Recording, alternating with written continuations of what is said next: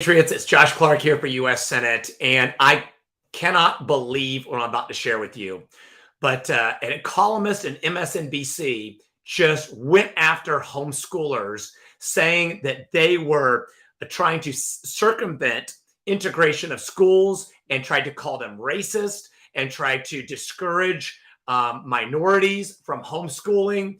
Acknowledging that a lot of minorities are also, I mean, everybody's homeschooling. I mean, across the country, across the socioeconomic ladder, people are homeschooling. More and more people are pulling their children out of the public schools and deciding it's time to homeschool their children. It's time they want to take responsibility for their child's education. And there are so many reasons for it. I mean, obviously, COVID-19 was when the schools were being shut down. That was a huge driver that helped to boost the homeschool movement. As we see the indoctrination of our children, another huge driver of homeschooling. But rather than take responsibility for the reasons why parents are taking the responsibility and the huge sacrifice, instead, she went after them, just ripping them as racist and, all these ugly things that we want to destroy education. Went after Kirk Cameron in his Homeschool Awakening film that's coming out next month, saying that, again, we are just throwing around labels and all to discourage and try to destroy a movement of parents who are homeschooling at great personal sacrifice. And you know what? It reminded me of when I ran for office 12 years ago.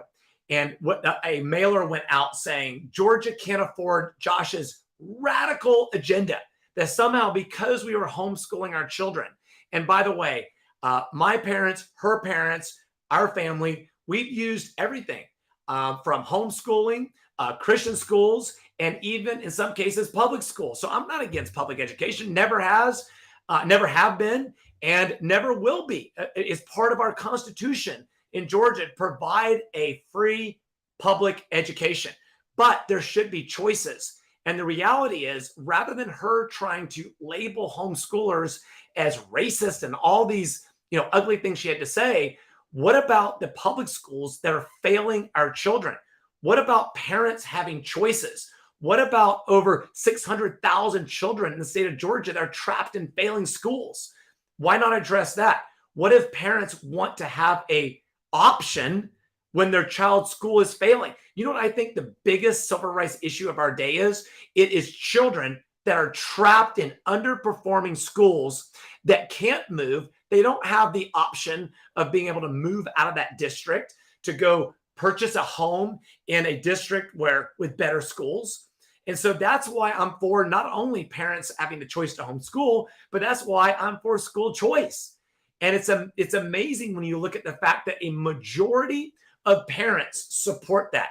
A majority actually of Democrats support that. A majority of minority communities support that. But you know what? Who doesn't? Is those who have invested interest in the big money that goes into education. Okay, there are, in most counties, public education is the biggest employer.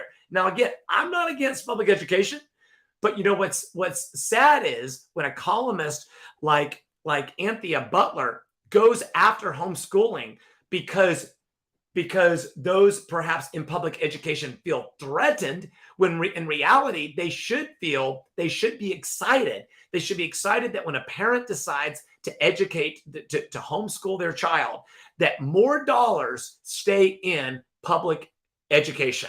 When my parents decided to homeschool me, they did that at great sacrifice, and that meant more dollars for those who were in public education. And you know what?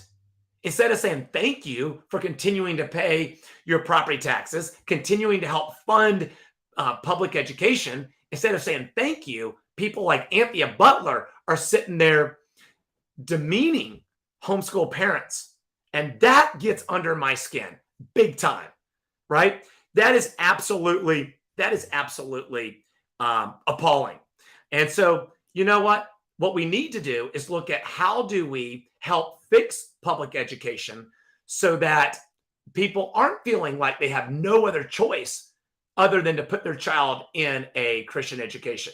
But you know what? They should always have that choice. And I hope that it will motivate public schools, to improve. And what we're seeing is motivating parents to run for school board. And I'm so proud of that movement across the country. So many parents are stepping up at great sacrifice and running for school boards because they don't want to see, their children being indoctrinated. They don't want to see pornographic materials being offered to their children.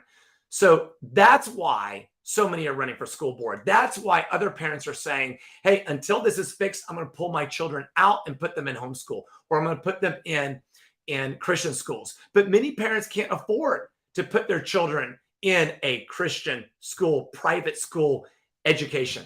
They can't afford that. So they're left with homeschooling. And so again, how dare she go after attacking homeschool parents? So I just want to encourage you guys, let's stick up for homeschooling. I'm so thankful that when I was attacked 12 years ago, I had so many public school teachers call me and say, I wish I could say something publicly, but I can't. I'm fearful of maybe I would lose my job, may lose my way of providing for my family, and lose my calling, their calling. But they felt like that just because they choose to be a public school teacher, they felt like somebody who chooses to homeschool should not be attacked for that. In fact, I had so many who said, you know what, if I could homeschool my children, I would homeschool them. But you know what? We are in an age where if somebody disagrees, instead of complimenting them and appreciating their choices, appreciating the path they've chosen to take, too many people like Anthea, did I get that right? Anthea, yeah, choose instead to attack them. So y'all, let's stick up for homeschooling. Let's thank those parents who are willing to do that and those who leave dollars in the public school fund to help educate our kid. Our oldest is in public school. Our oldest in fact, he's graduating this year. The 5 under that, our 5 youngest children, they're at the moment being homeschooled. Last year, they were in a Christian private education. So again, I support parents having the options, and I do not think that they should be attacked for that. So thank you so much to all the homeschool parents that are out there. Thank you to all the public school teachers who are doing everything you can to educate, to provide a great education in public schools. And let's all support options that will only help education to improve for everybody.